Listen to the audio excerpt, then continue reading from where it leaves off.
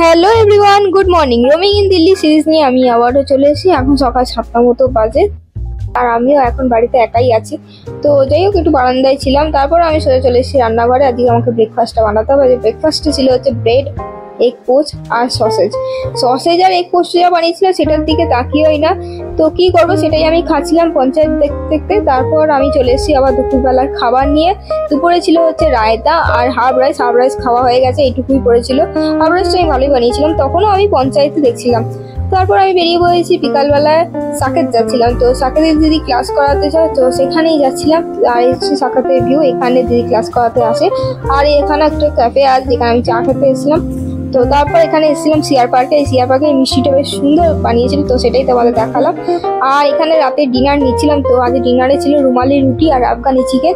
তো এখন চলো বাড়ি যাওয়া যাক। মিনি ব্লগটা কেমন লাগলো জানিয়ে পরে মিনি ব্লগে দেখা হচ্ছে। টাটা।